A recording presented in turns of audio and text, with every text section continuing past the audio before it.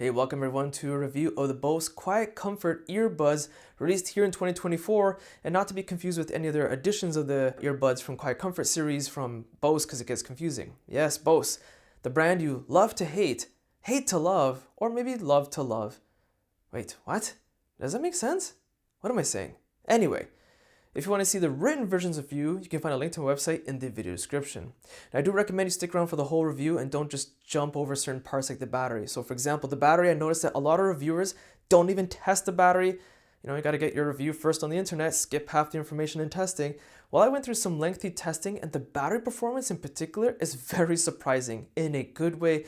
So be sure to stick around for the whole review. Starting with the price is $250 Canadian or $180 US. That makes it about $130 cheaper in Canada than the Ultra edition, the Ultra being the more premium earbuds from Bose, or about $120 US cheaper. And I will be drawing some slight comparisons of the QuietComfort earbuds to the Ultra premium versions, which I have reviewed. A link to that review is in the video description. For connectivity, it uses Bluetooth 5.3, which is one of the latest standards, and the range in the manual says it gets about 30 feet of testing. In my testing, I was able to get about 55 feet. So in this clip, my source device is right next to my camera. And as you see me going off camera, is it because I'm trying to go further into the room to extend the range, and I still had a solid connection. It does support dual connectivity, so you can, for example, connect to a computer and phone at the same time. And if you're listening to content on a computer and the phone rings, it'll stop to allow you to answer the call quickly. In terms of how many devices it can store in memory, Bose lists 5 devices, but we have to repair them, make them learn all over again. I was able to get 4 devices in memory, so maybe their claim is fairly accurate. In terms of connection, it also supports low latency mode, which you could turn on or off if you want to in the app, which allows for better usage when playing video games or watching a movie. I'll discuss the effects on battery life later on. The accessories included in the box are a USB-A to USB-C cable, unfortunately, not pure USB-C, is measuring at 9 inches. There are 3 ear tip sizing options, 1 are on the earbuds already. There are 3 stability bands, 1 being already on the earbuds themselves. There's no power adapter included in the box, as Bose expects you to plug it into a computer or use a cell phone charger, which is pretty standard for most manufacturers. The earbuds have a very minimalistic and simple design, which I really like, although despite having a small width footprint, they're a bit deep, so they stick out of your ears just a tad bit. I don't find the amount that they stick out of your ears too big of a deal. It's not that bad. There's one downside to the design is that the stability ring number, when you're talking to someone right head on, they can see it's on the band. I'm not sure why Bose didn't place the numbering on the back of the band. You can't twist it around, so it's always going to be visible for people in front of you. The case looks decent with the simple aesthetic, although the case design could have been a bit better as it's rather large. I mean, it's really wide, so putting in your pocket will not be that comfortable. There are more narrower cases available, like say the Sony WF-1000 XM5s, which I have also reviewed. Those are very good, excellent earbuds. Link to that review will be in the video description. Okay, so talking about comfort as I kind of struggle here. When I was testing them for several hours straight with glasses and without glasses, so I tested both scenarios for several hours straight, they're very comfortable. They didn't irritate my ears whatsoever. So when it comes to working out, I found them to be a great companion set. There's no concern about them popping out of my ears. My ears didn't get excessively sweaty with them, and I was able to use the default fittings out of the box in the case. Of course, if they don't work that well for you, as I showed, there's different fittings available, but I found them to be a pleasure to use overall. Now, they do come in different color options. They are available in black, as I have, chilled lilac, and white smoke. They're also IPX4 rated, which means they're sweat and rain resistant. Well, weather resistant is what they technically write. So using them in the rain will be fine, but it's highly recommended you don't submerge them in water, as you could permanently damage them. Now, that IPX4 rating only applies to the earbuds, not the case. The case is not resistant to anything. Now, I couldn't find any official ear tip or sizing replacement units from Bose's website. Nothing seems to be available as of yet. Maybe they're just too new because they only released like within the last week. But I couldn't find anything on third-party retailers as well. Again, that's probably because of them just still being too new. But I do suspect people have some trouble finding them because of the poor naming convention, as Bose tends to use the same type of naming convention again and again, so good luck with that. Without using the app, if you want to control the earbuds, they're 100% touch-based. In my experience, they're very responsive. They never had a missed touch or whatever you want to call it. They're always accurate in their command. The single tap will be used for play, pause, or answer or hang up a call.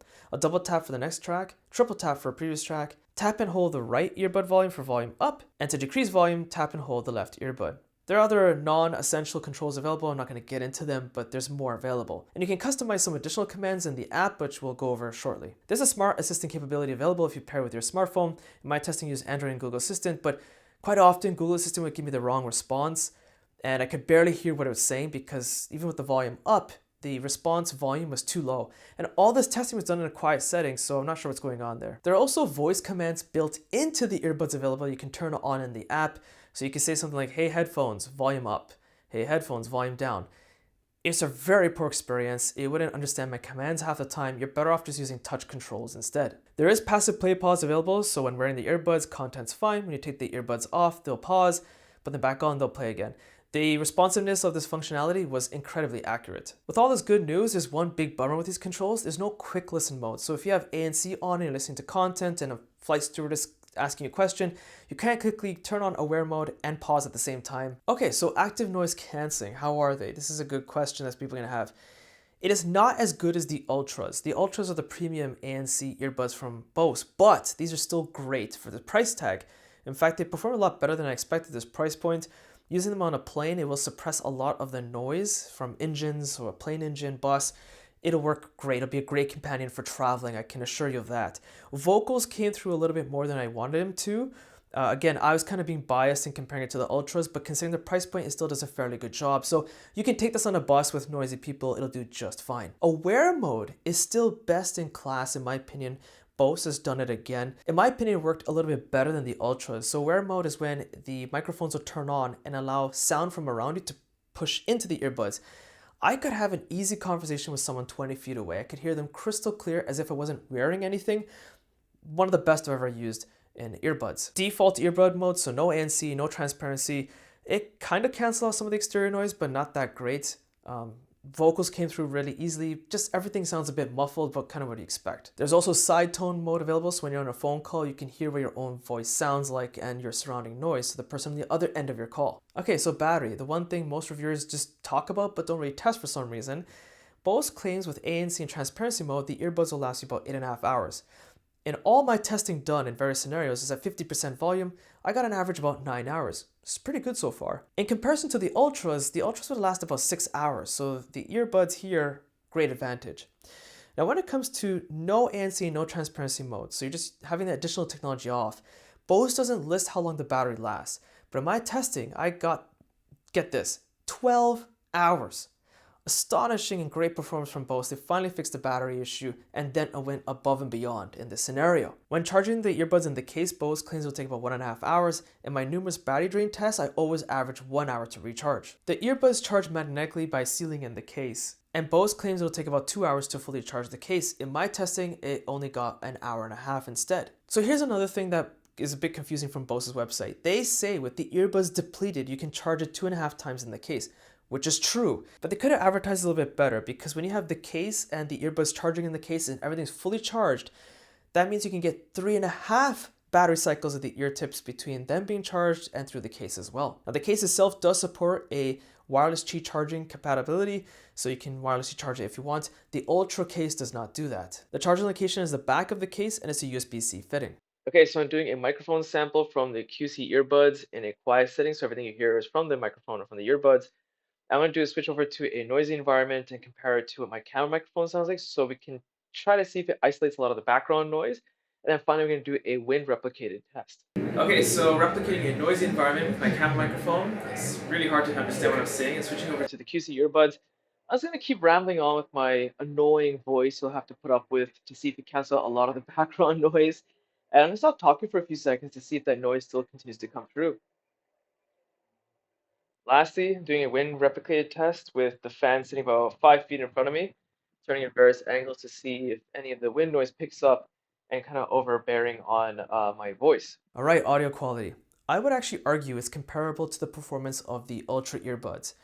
Out of the box, I found that the Ultra earbuds were a bit flat in the profile and kind of dull, although you can adjust in the equalizer.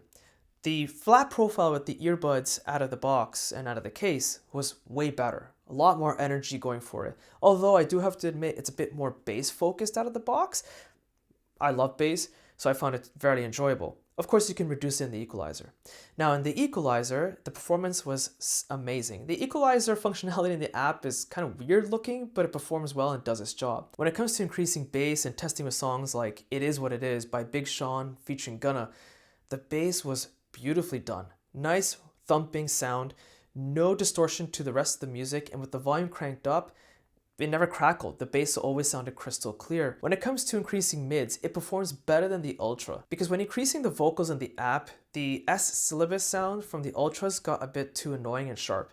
Here, it was beautifully done. It would sound like the singer was standing closer to you. When it comes to increasing highs, it never got too sharp for me. It was nice that nice twitch sounds were coming through crystal clear, and it just sounded phenomenal. So despite these being mid-tier priced earbuds, you're getting top-notch premium quality sound. In my testing with glasses, the glasses frame never poked my ears out and kind of annoyed the positioning of the earbuds, so it didn't affect sound quality at all. So the unfortunate thing about the Bose app is that when you open it, it's always trying to connect. In this case, it seems a little bit faster than usual, but in many cases, it just kind of fails. You have to force shut down the app and then reopen it and hope it'll connect. Not only that, it's not using the traditional Bose app. The QC earbuds have their own dedicated app for some bizarre reason, I'm not sure why. The interface itself is also very cluttered and full of junk that you're not going to use. So for example, if you hit Stories or Bose, it'll go to a Bose website advertising, you guessed it, Bose products and services. So not cool to have that in multiple positions just to advertise their stuff.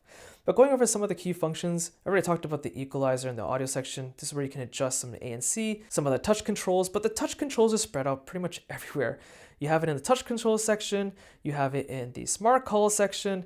There's a battery prediction usage function in here, which is not that accurate. It always says 12 hours. The only time this has actually been accurate is when I turn ANC and aware mode, which is transparency mode, off.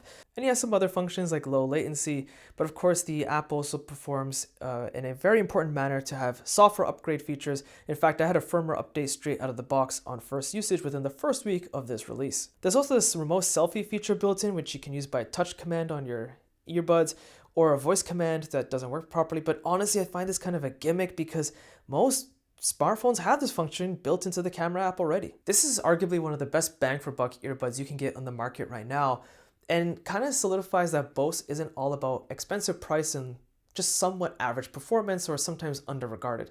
There are some negative points, but here you have to look at the fact that you're getting premium sound, near premium ANC, great battery performance. Like, there's a lot going for this. There are some gripes with it though. Like, the app is horrible, it's cluttered, it's hard to connect to. Overall, I think this is a great experience. If you're looking for some top-notch audio and ANC, this might be the one to get. So with that said, I hope you found this video useful. If you did, be sure to check out my social links and website link in the video description. Hit the like button, it does help, subscribe, and thanks for watching.